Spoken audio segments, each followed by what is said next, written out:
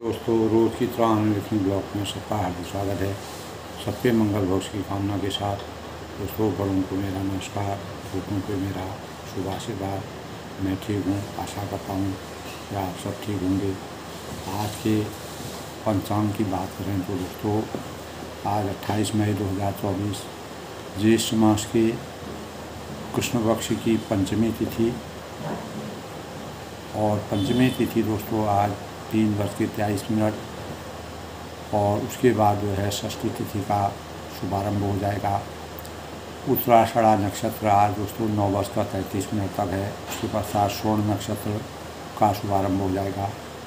आज के शुभ मुहूर्त की बात करें तो दोस्तों, आज अभिजीत मुहूर्त 11:57 से 12:50 तक। अमृतकाल आज 10:55 से 12:27 तक।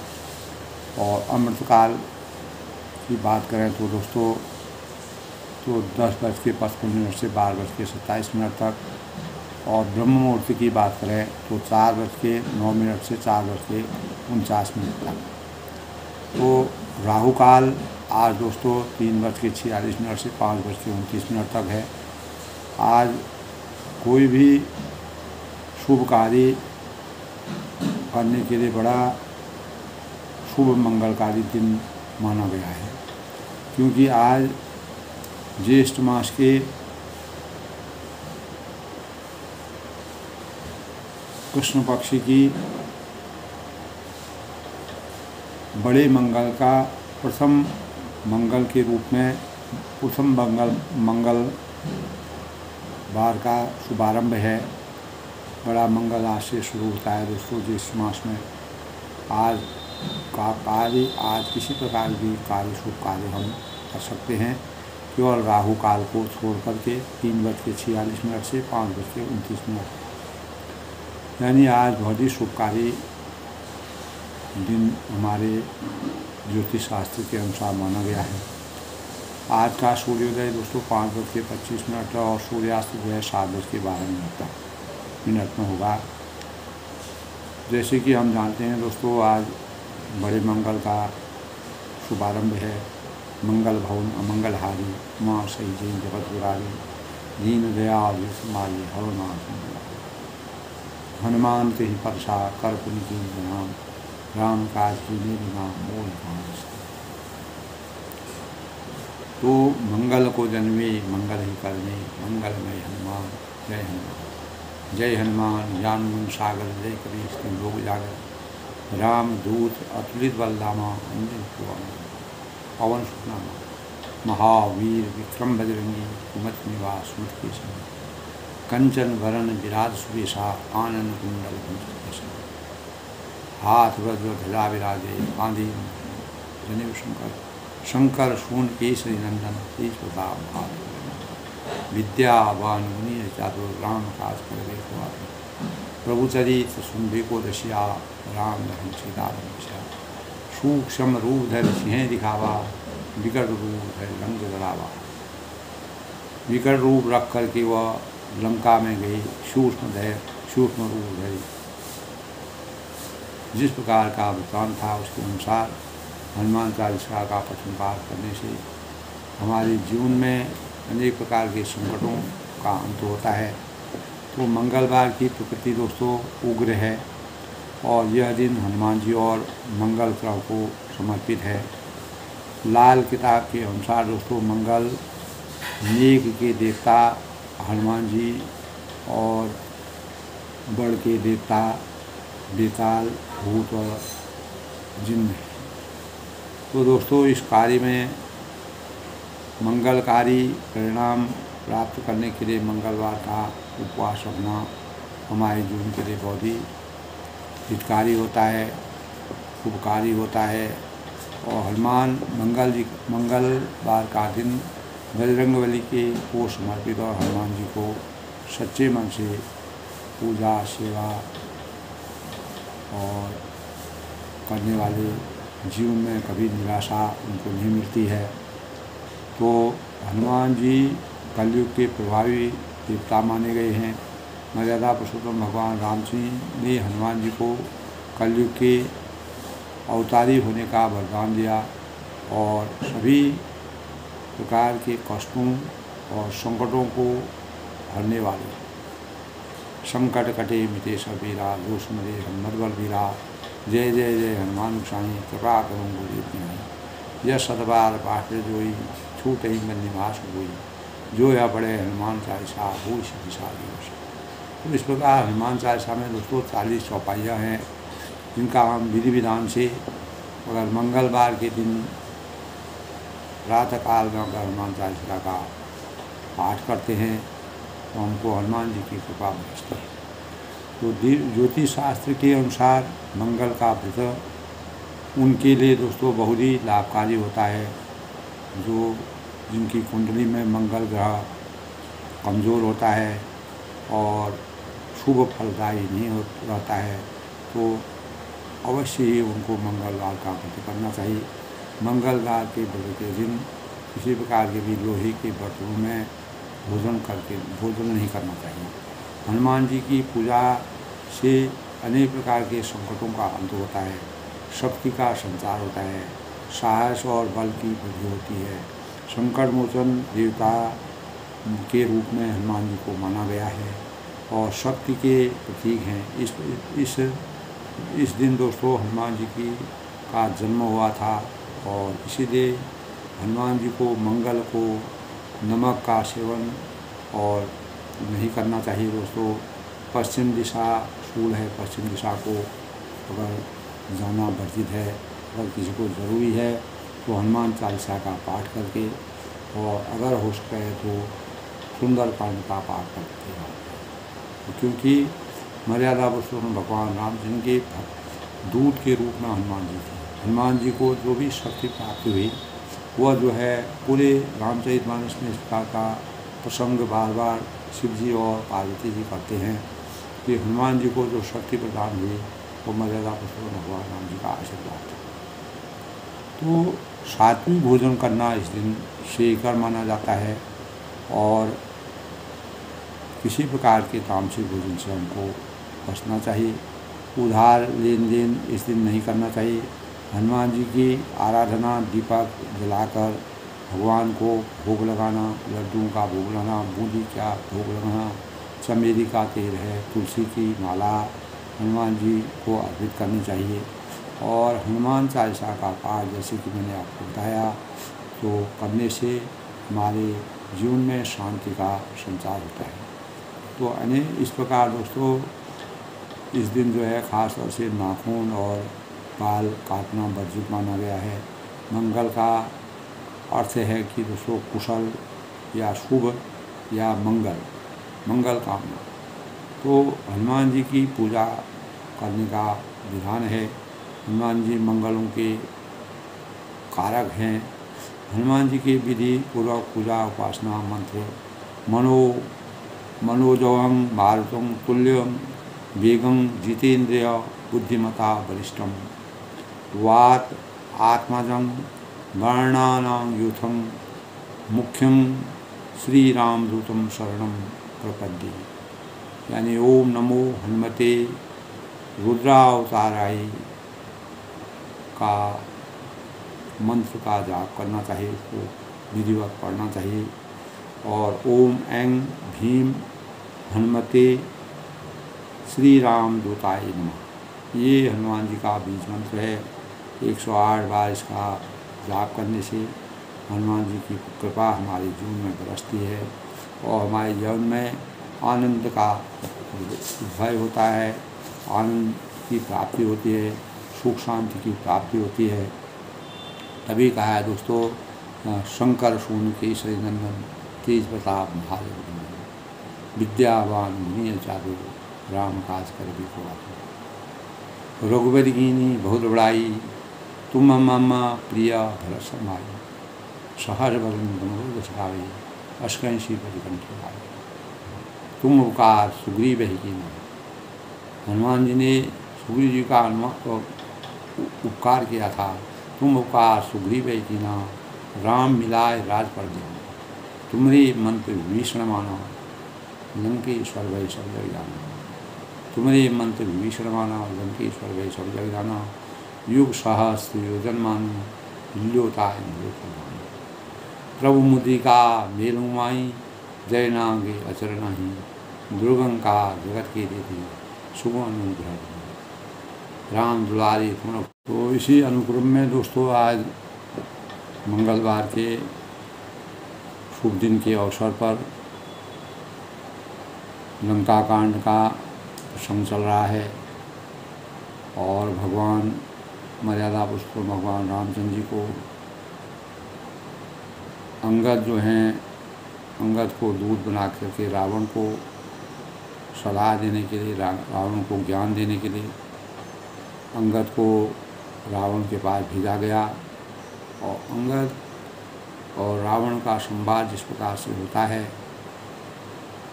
तो उसका पूर्ण वर्णन दोस्तों कल के प्रसंग में विधिवत किया गया है। रावण को वृत्तांत समझाया और इस प्रकार सचमुच ही उस वानर ने प्रभु की आज्ञा पाए बिना ही तुम्हारा नगर जला डाला, ऐसा अंगद ने रावण से कहा कि तुम्हारे होश नहीं है। जिस हनुमान ने, जिनको तुम छोटा सा बंदर यहाँ आया था, उस हनुमान ने तुम्हारा पूरा नगर जला डाला और उससे तुमको चेत जाना चाहिए, उससे तुमको ज्ञान आना चाहिए। इसी डर से लौट कर सुग्रीव के पास नहीं गया और कहीं छिपा रहा। तो तब सुग्रीव ने कहा कि हे रावण, तुम सब ही सत्य कहते हो। तुम जिस प्रकार से कल के प्रसंग में जितना कहा था दोस्तों उसकी अनुकूल आगे है, तो मुझे सुनकर कुछ भी क्रोध नहीं है। तुम जो भी कहोगे मुझे किसी प्रकार का कोई क्रोध नहीं है। सचमुच हमारी सेना में कोई भी ऐसा नहीं है जो तुमसे लड़ने में शोभा पाए। तो रावण ने कहा था कि तुम्हारी मेरे से संघर्ष करने वाला नहीं है। सत्य वचन कहो निश्चित नाहा, सोचों की शकीन कर दाहा। रावण नगर अल्प कविग्राही, मुनि रस वचन सत्य जो कहे। यानी ही तब अंगद ने कहा था कि राज सच्ची बात कहो, जो सत्य है नीति के अनुसार जो बात है वो कहो। क्या उस वानर ने, जिस हनुमान ने सचमुच ही तुम्हारा नगर जला दिया? और रावण जैसे जगत विजयी योद्धा जो है, जो 10 शीश और 20 भुजाएं जिनकी हैं, का नगर एक छोटे से वानर अगर जला जाता है तो उसका अस्तित्व किस कारण? उसका बल व बल विहीन है। ऐसे वचन सुनकर उसे सत्य कौन कहेगा? इसको सत्य कोई मान ही नहीं सकता। तो जो अति सुभट सराय हो रावण, सो सुग्रीव घेर लघुघात धावन। चले बहुत सो वीर न होई, पठवा खबर लीन हम। तब हे रावण, जिसको तुमने बहुत बड़ा योद्धा समझा है हमारी सेना में, वह तो सुग्रीव का एक छोटा सा हलकारा है, दौड़ने वाला हलकारा है, जो एक जगह से दूसरी जगह जा कर के समाचार पहुंचाता है। और इससे तो कितने बलिष्ठ वहाँ पड़े हुए।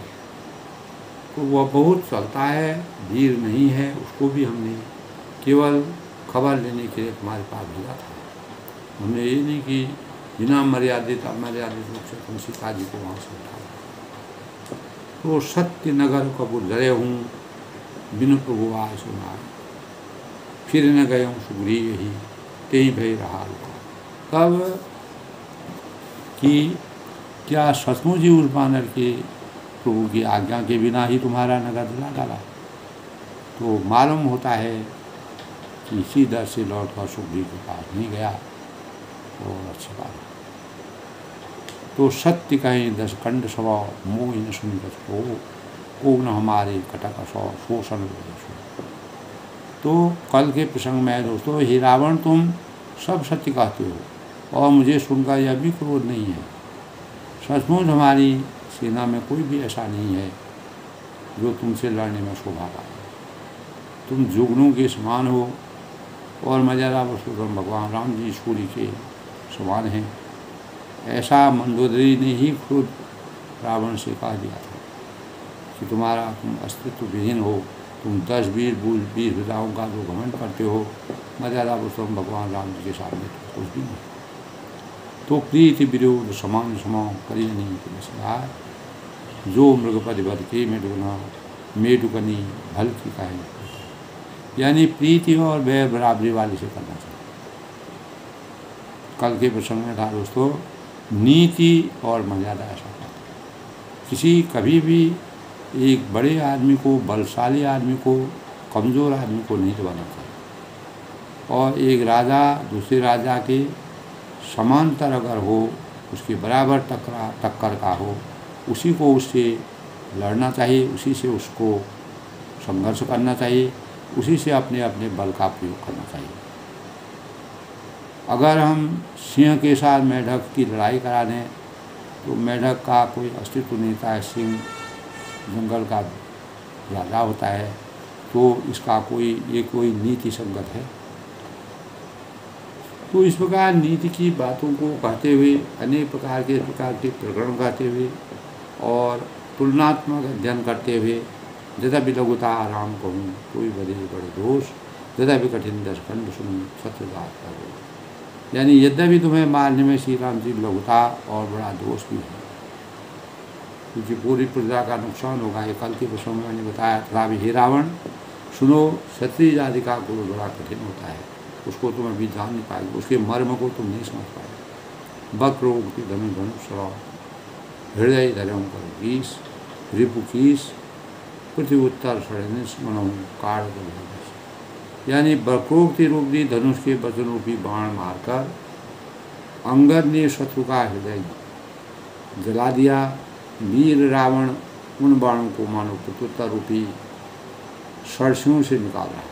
इस प्रकार की बातें उसको है, तो अंदर ही अंदर उनको पचा करके उन भावों को वह सहन कर रहा है। हंसी बोले 10 मौल तब कभी कर बड़ गुण एक, जो प्रतिपादित आशित करे उपाय।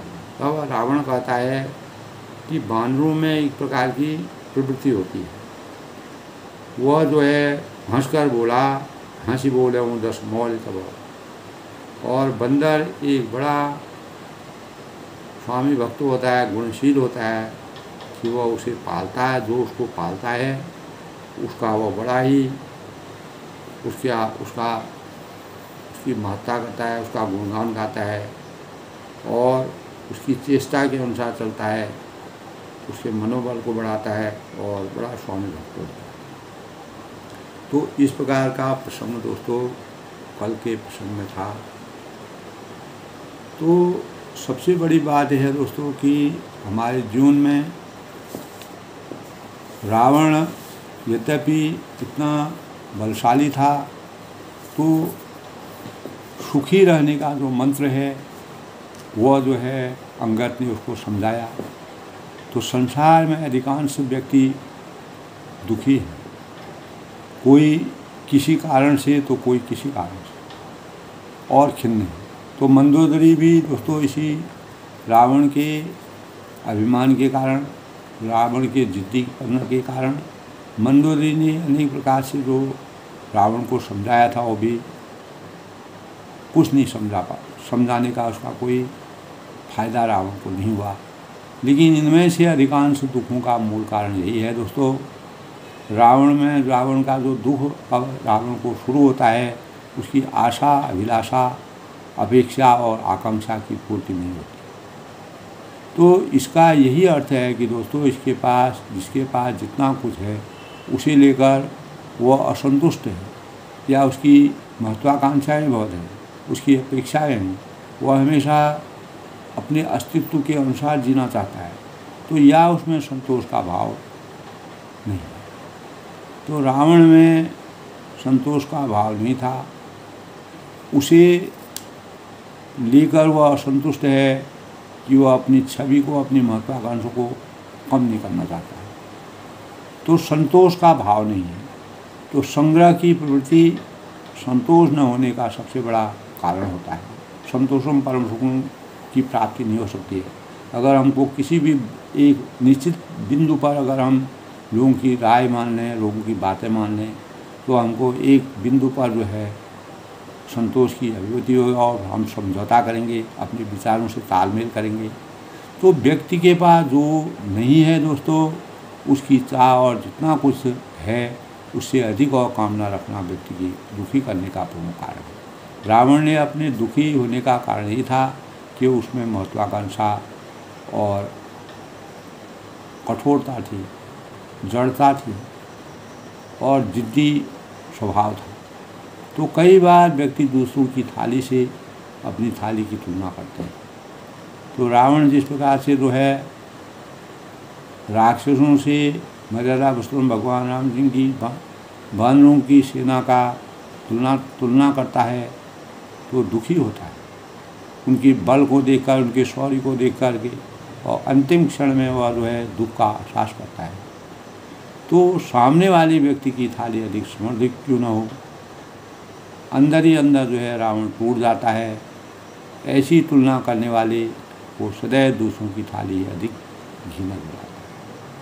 तो रावण को जो है यही एहसास नहीं था और वह उससे कुंठित होकर अंदर ही अंदर दुख का, क्योंकि उसमें ज्ञान उसका अज्ञानता के पर्दे से ढक गया था। तो व्यक्ति इस बात पर ध्यान नहीं देता है तो वह चाह रहा है या जितना चाह रहा है उसके लिए आवश्यक प्रयास, पुरुषार्थ या परिश्रम वह कर रहा है या नहीं। तो रावण ने अपने विचारों में किसी प्रकार का परिवर्तन नहीं किया। अभिशाप, अत्याचार, अहंकार, बुराई उसके कर्तव्य में बैठ गई थी।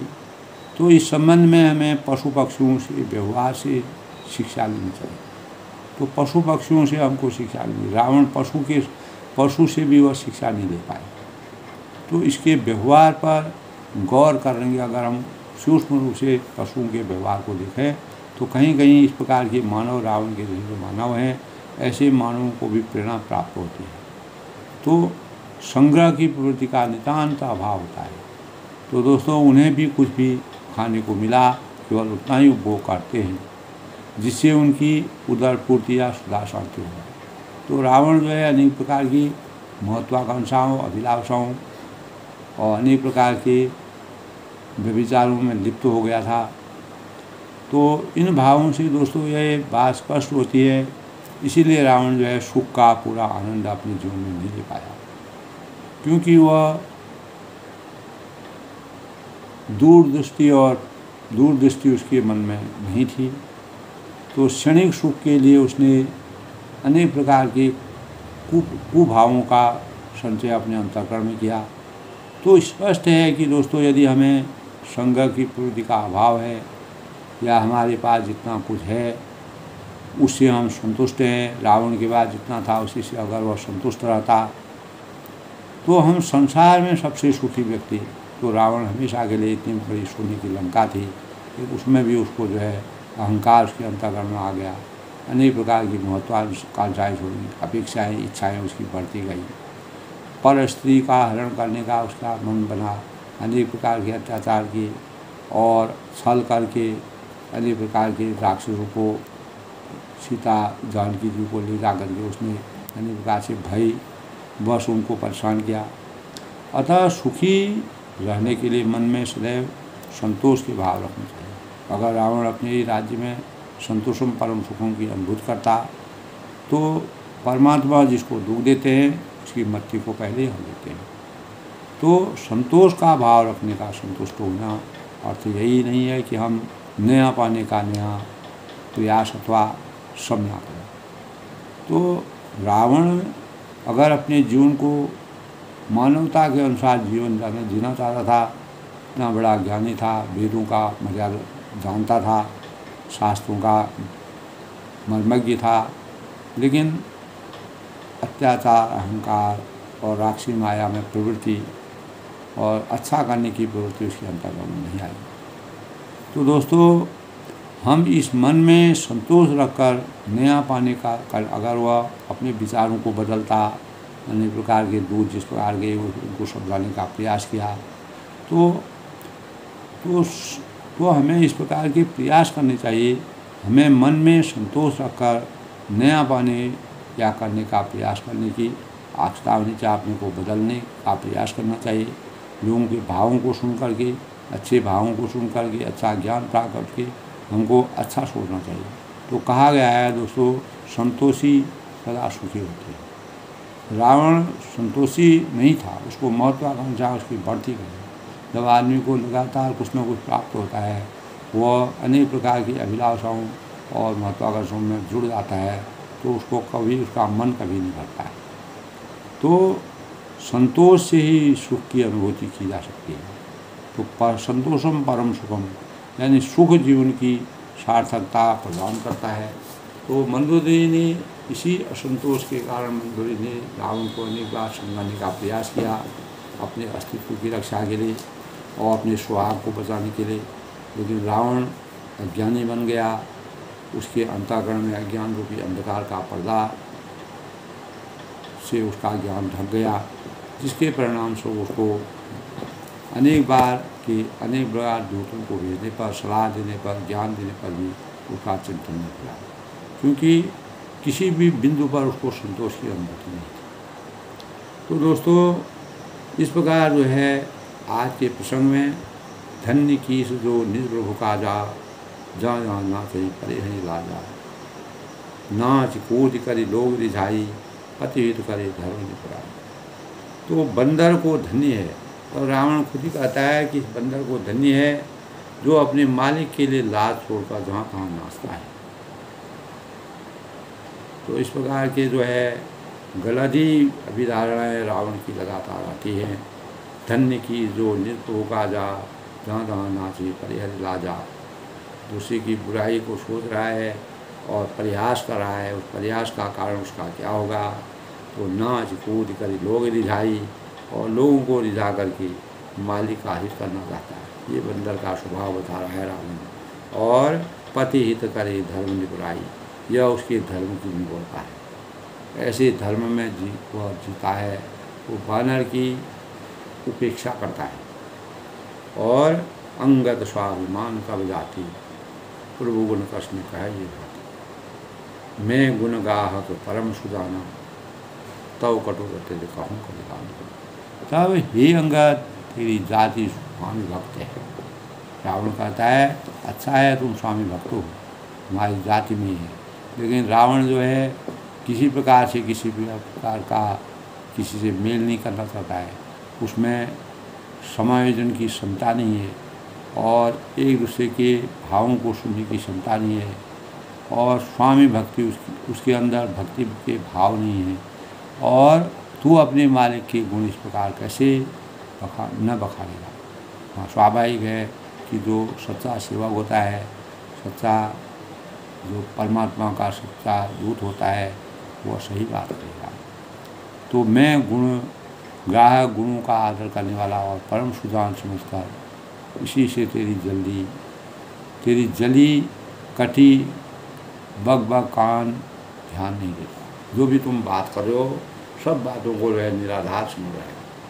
इन्हीं बातों का उसको क्या अभिशाप उसको मिलता है, किस प्रकार से वो परेशान होता है। क का पिता गुण गाह कटाई, गाह कटाई सत्य पवन सुख मोहि सुनाई। तो अंगद ने फिर रावण ने इस प्रकार की बातें कही, नीति अनीति की जो बातें की, जो नीति संगत बातें जिनको अनीति में बदल कर लोग कहा, क कविता वो गुण गाह बताई। अंगद ने कहा कि तुम्हारी सच्ची गुणग्राह्यता जो है, तुम्हारी जो गुणों की आसक्ति है, मुझे हनुमान ने सुनाई थी। जब हनुमान श्रीलंका को जला करके पूरा ध्वस्त करके यहाँ से गए थे, तो उन्होंने पूरा वृत्तांत आपके बारे में मुझे सुनाया है। सत्य पवन सुध मोहि सुनाई, वन विधन से शुद्ध बंद कर जा रहा, और उसने अशोक वन को विजंत तहस करके तुम्हारे पुत्र को मार कर नगर को जला दिया।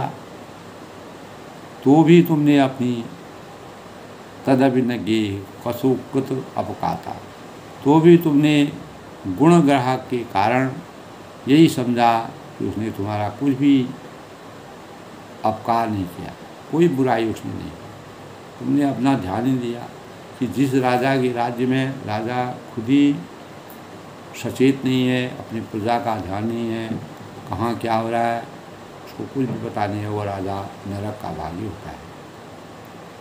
तो सोई विचार तब प्रगति सुहाई, 10 कंदर में 3 जिगाई।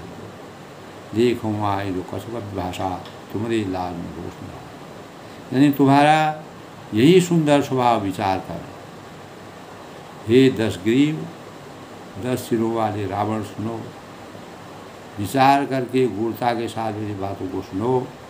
10 कंदर के कीन रिजाई, मैंने कुछ देखो आए जो कसुक विभाषा, मैंने कुछ धृष्टता की है। हनुमान ने जो कुछ कहा था उसे आकर मैंने प्रत्यक्ष पा दिया। उसको यहाँ अपने जो हनुमान ने में से जो वृत्तांत कहा है उसी को मैंने अपने स्वयं आकर के यहाँ पर उसको दोहरा दिया है। उसको पूरा प्रमाण उसका मुझे हो गया है कि तुम्हें न लज्जा है, यानी तुम्हें लाज न रोष न माखा, तुम्हें न लज्जा है, न क्रोध है और न चिढ़ है, किसी प्रकार का भी भावना तुम्हारे अंदर नहीं है। मनुष्य मात्र बंधु है, यही भगवान एक है, वही मनुष्य है कि जो मनुष्य के है।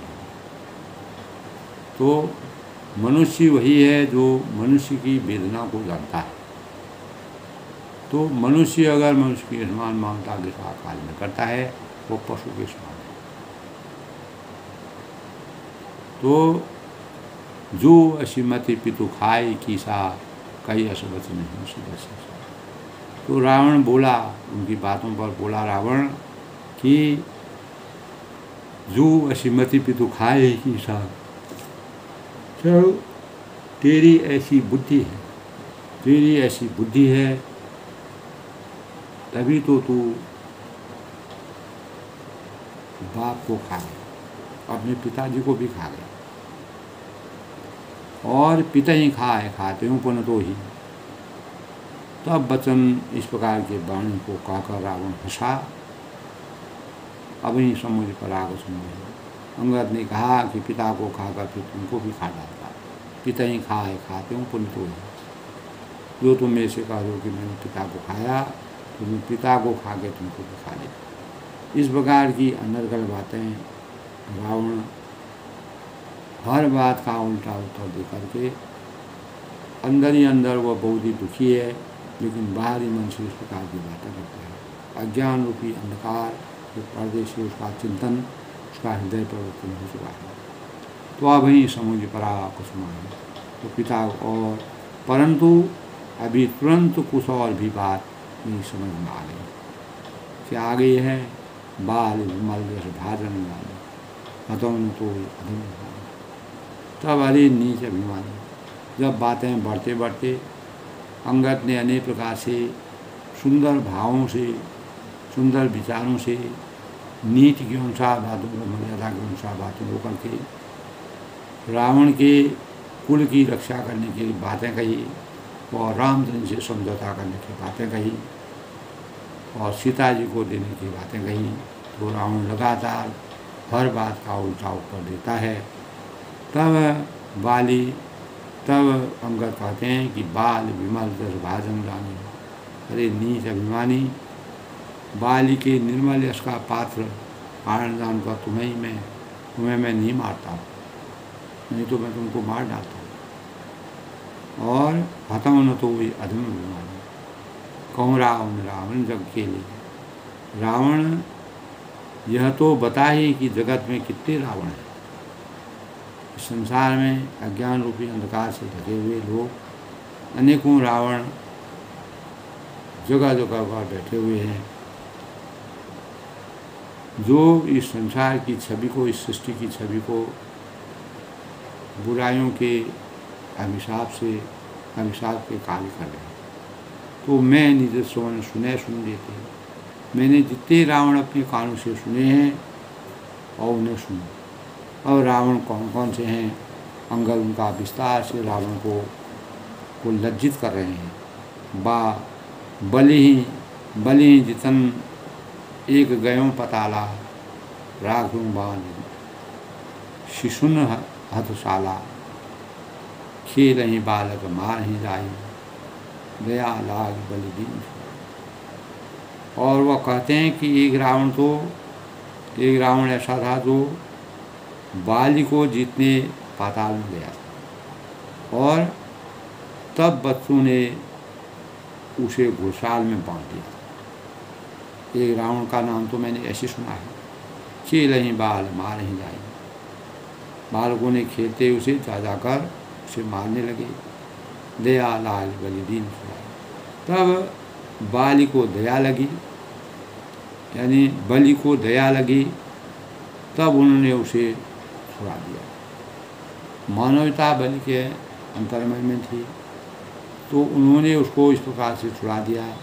इस प्रकार की जो पुरानी कहावत है, पुरानी जो घटना है, उसके बारे में रावण से अंगद ने कहा, एक बहुर सहस भुज देखा, धाय धरा जिन जंतु विशेषा, कौतुक लाग भवन ले आवा, जो पुलस्त्य मुनि जाय छुड़ा। तब पुलस्त्य मुनि फिर एक रावण तो सहस्त्रबाहु ने देखा और उसने दौड़कर उसको एक विशेष प्रकार से विचित्र जंतु की तरह समझकर पकड़ लिया और तमाशे के लिए वह उसे घर ले आया। तब पुलस्त्य मुनि ने जाकर उसे छुड़ा दिया। तो इस प्रकार के जितने रावणों का मैंने सुना है, एक कहत मोहि सकुच अति रहा बलि को खात, इन महु रावण में कवनो सत्य बताई। और एक रावण ऐसा है, एक रावण को मैंने कहने में तो मुख उसका संकोच हो रहा है, अच्छा नहीं लग रहा है मुझे, ऐसा कहते हुए अंगद बोलते हैं। वह बहुत दिनों तक बाली के कोख में रहा था। इस प्रकार का वृत्तांत है दोस्तों, इस प्रकार का प्रश्न है जो बाली की कोख में जो है बहुत दिनों तक रावण वास किया। बाली बहुत ही बलवान था। इन महु रावण कह कहनो सत्य बताई तरीका। और इनमें से तुम कौन से रावण हो? बाली की कोख वाले रावण हो या और कोई रावण हो, तो खींचता छोड़कर सच सच बता दो। तो वो कहता है कि एक रावण को सहस्त्रबाहु ने देखा है और दौड़कर उसको एक विशेष प्रकार से जंतु की तरह समझकर पकड़ लिया और तमाशे के लिए वह उसे घर ले गया। तो जो पुलस्त्य राजा थे, उन्होंने जो है उसको जाकर छुड़वा लिया। तो तुम इनमें से कौन से रावण हो, वो मेरे को बताओ। सभी रावणों की इस प्रकार की दुर्दशा हुई है। सुन सड सोई रावण बलशीला, हर गिर जान जास लीला, जान उमापति जास छुड़ाई, पूजो देव से सुन छुड़ाई। श्रावण ने अब कहा, अब क्या तर्क उत्तर देता है कि सठ सुन सोई रावण बलशीला। अरे मूर्ख सुन, मैं वही बलवान रावण हूँ जिसकी भुजाओं की लीला करामत कैलाश पर्वत जानता है। यानी रावण ने कहते हैं कि कैलाश पर्वत को उठाया और जान उमापति जास छुड़ाई। कैलाश पर्वत जानता है, जिसकी सूरता उमापति महादेव जी जानते हैं, जिन्हें अपने सिर रूपी पुष्प चढ़ा चढ़ाकर मैंने पूजा था। अपने जब रावण सत्यनिष्ठ था, सही कार्य कर रहा था, तो भगवान शिव ने उसकी तपस्या में से खुश होकर के अनेक प्रकार के वरदान उसको दिए थे। इन्हीं वरदानों के परिणाम स्वरूप रावण ज्ञानी था, उच्च कुल का पैदा था, ज्योतिषी था, मर्यादा जानता था, लेकिन धीरे धीरे वह राक्षसी रूप में परिवर्तित हो गया। तो सिर सरोज निर्करें उतारी, सिर रूपी कमलों को अपने हाथों में उतार कर मैंने पूजहूँ अमित बार त्रिपुरारी, अगणित बार त्रिपुरारी शिव जी की पूजा की है। भुज विक्रम जानूँ दिक्पाला। अरे मूर्ख, मेरी भुजाओं का पराक्रम दिक्पाल जानते हैं। चारों दिशाओं के जो प्रहरी हैं वो मेरी शूरता को जानते हैं, मेरी वीरता को जानते हैं। सठ अजहूँ जिनकी गौशाला, जिनके हृदय में वो आज भी चुभ रहा है, जिनके अंतःकरण में आज भी पीड़ा है। जानूँ दिग्गज और कठिनाई। तो दिग्गज दिशाओं के हाथी मेरी छाती की कठोरता को जानते हैं। और जब जब भी रहूँ जाए भरे आए, जिनके भयानक दांत जब जब जाकर मैंने उनसे ज़बरदस्ती भिड़ा तो मेरी छाती में कभी नहीं फूटे। तो जिनके दर्शन कराल न फूटे और अपना चिन्ह भी नहीं बना सके, यानी बल्कि मेरी छाती से लगते ही मूली की तरह टूट गए। इस प्रकार जो है मेरा प्रभाव है, मेरा बल है, मैं इतना बलशाली हूँ। और जा चलत डोलई में धरनी, और जिसके चलते समय पृथ्वी इस प्रकार हिलती है, कहता है कि पृथ्वी हिलती है, तब कहता है 10 शीश भुजा मेरे 10 सिर हैं, 20 भुजाएँ हैं। कैलाश पर्वत को मैंने उठाया है और मैंने शिव की इस प्रकार से याचना की है। शिव ने प्रसन्न होकर के मेरे को इतना बलशाली बनाया है। तो जिसके चलते समय, और कहता है कि जैसे ही मैं चलता हूँ तो पृथ्वी हिलने लगती है। जा सुचलत गोलई में धरनी, शरद मंत्र गर्जिन गर्जनी। और जैसे मत वाले हाथी के चलते समय छोटी नाव लघु तरणी नाव जो है सोई रावण जग विदित प्रतापी, मैं वही जगत पृष्ठ प्रतापी रावण हूँ जो झूठी बकवास करने वाले सुने उन्हें सोने अलिग प्रलापी। क्या तूने मुझको कानों से कभी नहीं सुना? यानी तुमने अपने कानों से आज तक मेरे जो व्यक्तित्व का, मेरी महानता का और मेरी वीरता के गुण नहीं सुने। ते रावण कहूँ लघु कहे नर कर करे रे कभी बर बर सर्व खुलो सब जाना हो।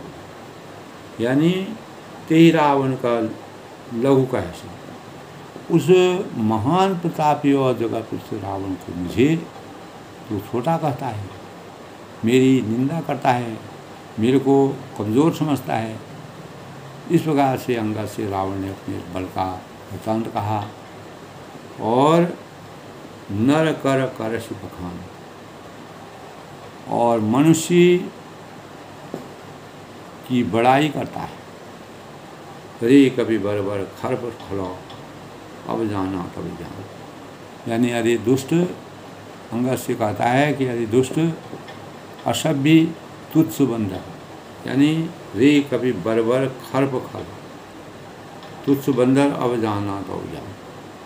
अब मैंने तेरा ज्ञान जान लिया है, तुम्हारे अंदर कितना ज्ञान है, तुम कितना विवेक जानते हो, कितना लोगों को मर्यादा के बारे में मालूम है, किस रावण ने क्या किया था, रावण का की वीरता का क्या रहस्य था।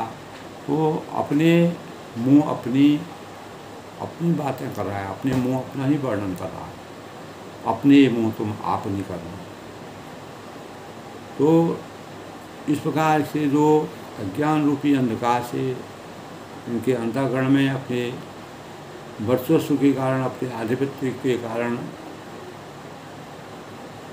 अगर वीरता भी होती है तो वह उसका बखान करने लग जाते हैं, तो उनकी वीरता धीरे धीरे क्षीण होने लगती है और उनको फिर धीरे धीरे अस्तित्व होने लगता है। तो इस सृष्टि में दोस्तों जितने अनेक बलवान पैदा हुए, शक्तिशाली पैदा हुए, परमात्मा का आशीर्वाद प्राप्त हुआ, लेकिन अनीति, अत्याचार, अधर्म और अशक्ति और महत्वाकांक्षा, अपेक्षा और अनेक प्रकार के